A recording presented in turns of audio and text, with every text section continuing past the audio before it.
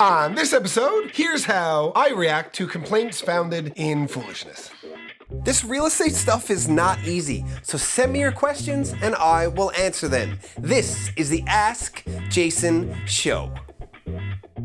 Hello everybody, my name is Jason Piercey, and this is episode 135 of the Ask Jason Show. I'm gonna apologize ahead of time. I have a story to tell, and I might get a little bit heated about it because this is something that I'm passionate about. I am a fan of progress and evolution and adapting to the changes in your environment within a business, specifically the real estate industry. And sometimes rules and regulations that have been put in place to protect the consumer, sometimes time moves past the point when the rules and regulations were created and they stop serving the purpose that they were meant to serve, but we still have to abide by them because they're the rules. This happens everywhere in life.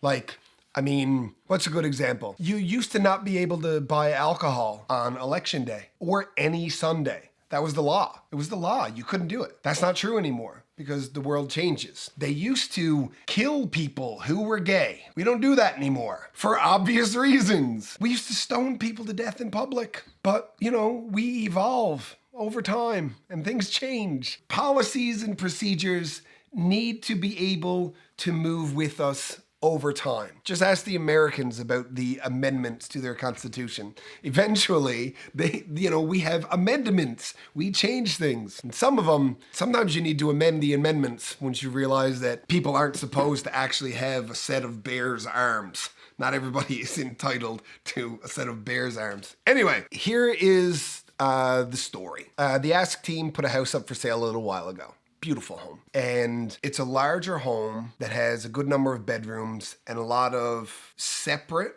space for people who live there, but also large communal space in the house for people who live there. So if you wanted to watch a movie together with a large family, you could. But if you needed space from your large family to work from home or do your music or whatever, or want to just be in the big backyard, you had those things also. When we put a house up for sale, we have to code it with all of the different bits of information so that the system knows how to categorize it with the data that's involved, just straight data.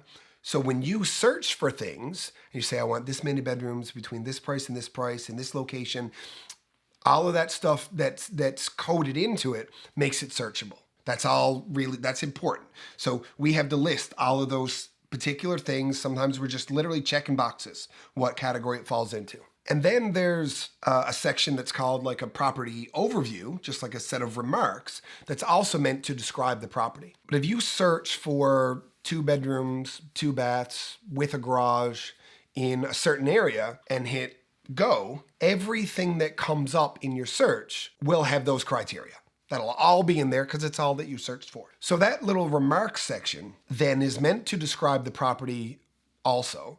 And it's not allowed to be self-promotion for whoever the listing brokerage is. You're not allowed to do that because all of this it's not an ad, right? It's not marketing, it's a description of what's there. And then that gets sent across Canada to anybody's website, because the Canadian Real Estate Association has this thing called a data distribution facility, which means that anybody can get access to any other listing on all these different websites. And that's a good thing.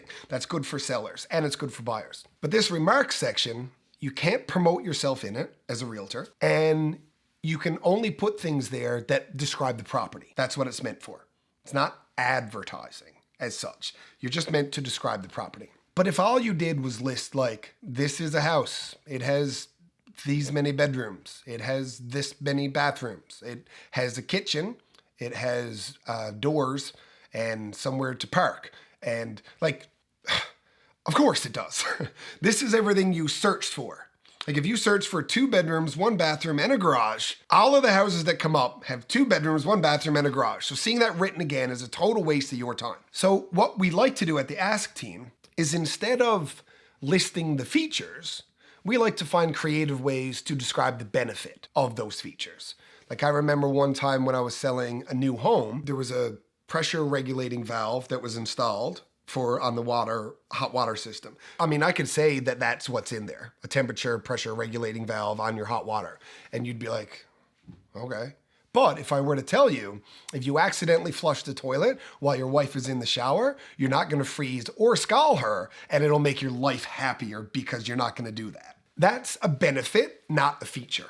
So that's what we like to do. Back to the house that we put up for sale. It's a larger property. Sort of felt in going through it that some people might find this to be too big, which happens. Sometimes the house can be too big. You got to heat it, you got to clean it, all of this stuff. You got to have furniture to fill it. So who is statistically most likely to buy this house? And we reverse engineered the buyer, and it made sense that it would be a blended family, probably with teenage, age children, most likely. We wondered, how do you target that group of people? Well, if you're searching for a house and you want, say, 5 bedrooms, you would search for 5 bedrooms. And then all of the houses that come up will say there'll be 5-bedroom houses. So why would we put in that remark section, this house has 5 bedrooms? You already know that. Every house you're looking at has 5 bedrooms. That's silly. Instead, we wanted to speak to the public and let them know the benefits of this house versus those individual features that they already searched for. So we found sort of like a cute, creative way to say that we get that spending the last couple of years locked up with your family through COVID, we're not saying that it made you realize that while you love them very much, you still also need space from them, but we're definitely not saying that you don't.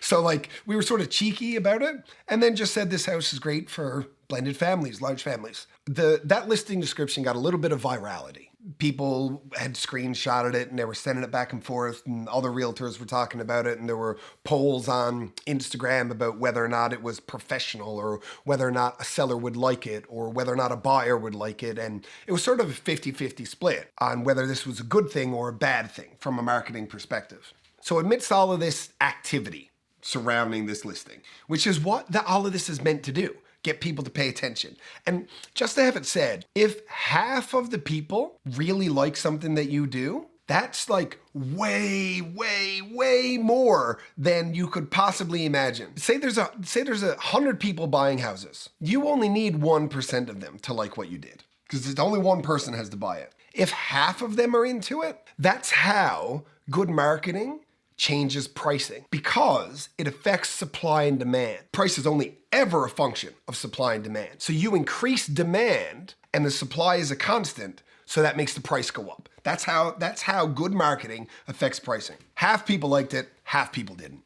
Somewhere along the way, somebody said something to our real estate board to suggest that it infringed on our policies and procedures about what these descriptions are meant to be. So an email was sent out from the board saying these are the rules under the policies and procedures, the realtor code, that this is what is allowed to be written in here. So your listing description has been removed.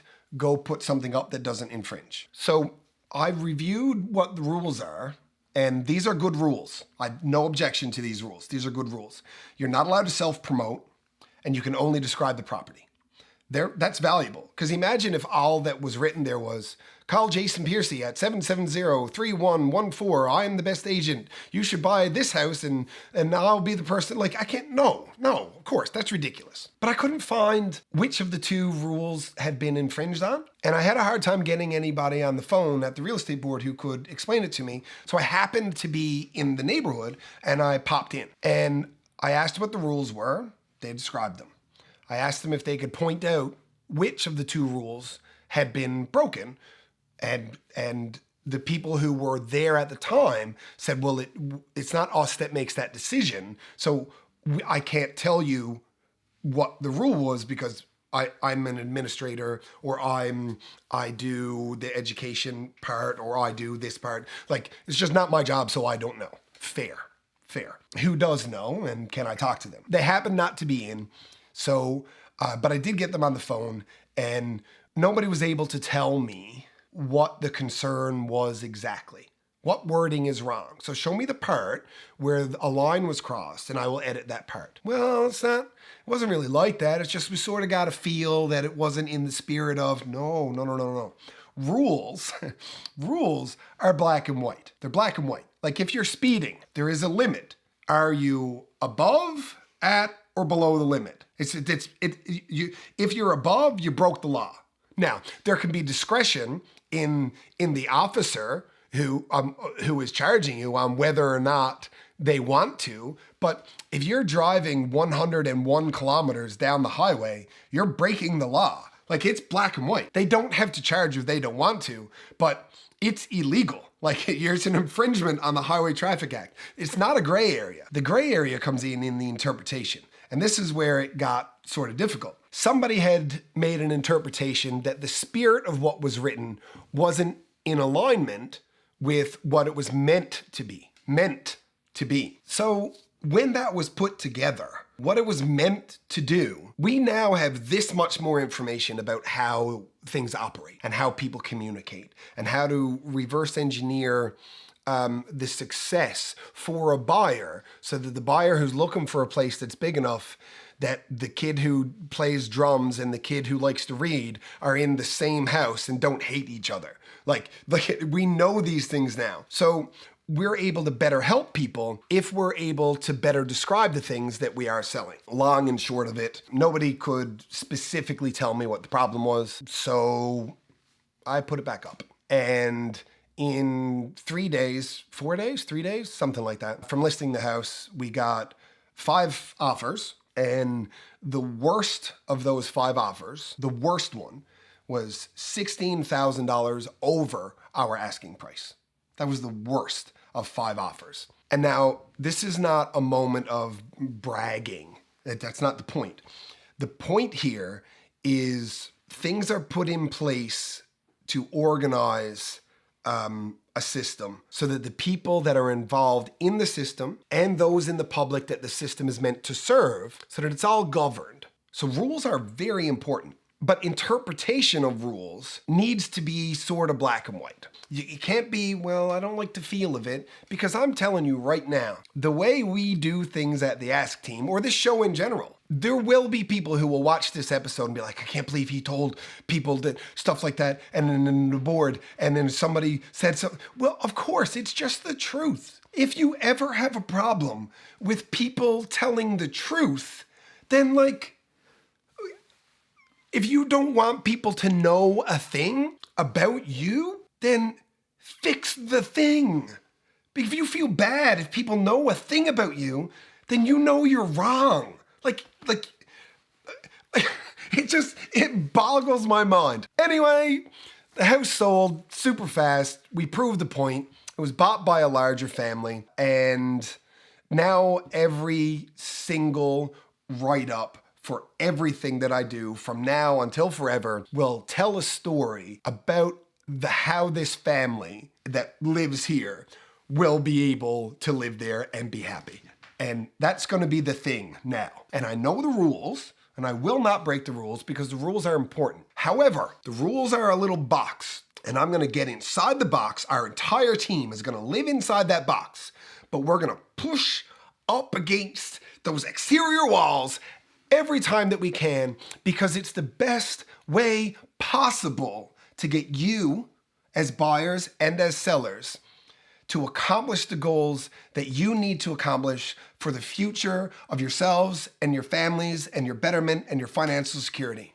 Because writing a description that says, this is a house, it has walls and a roof and doors, and there are lights, and it has water, one room with water you pee in, one room with water you drink. Nobody needs that.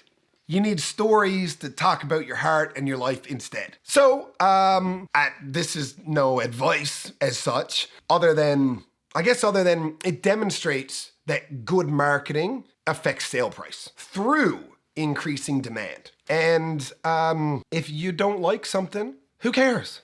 You don't have to like it. Not everything's for you, right? There's lots of stuff I don't like, but I don't go around complaining about it. I guess I sort of do because I don't like the rules sometimes.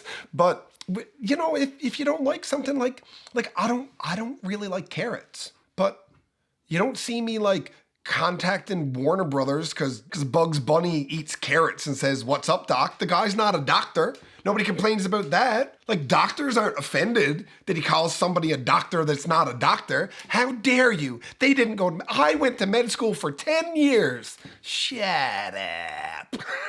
Anyway, that's all I have to say for today. Thank you very much. And we'll see you next time. The Ask Jason Show exists so that you can get good real estate related information from a resource that you can trust. Now, speaking of resources you can trust, here's a couple I would trust to work with my mom. Because good enough for mom, I mean, good enough for you.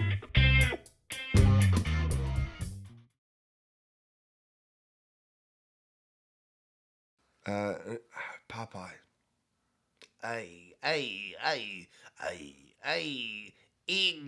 No, fuck, how's it?